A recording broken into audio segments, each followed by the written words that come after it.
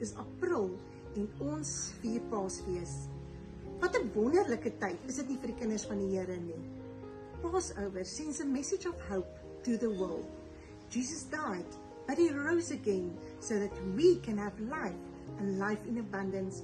En die woord van God lees ons in Johannes 3 vers 16.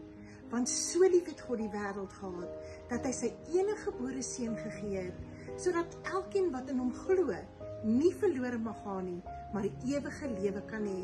I want to encourage you to make Jesus the Lord and Savior of your life. I promise you, your life will never be the same again. Maar dit is ook ons verantwoordelikheid om hierdie boodskap van hoop, lewe en genade oor te dra aan ander, om so ook 'n verskil te maak. Langsens wens u en die gesin 'n baie geseënde Paasfees toe.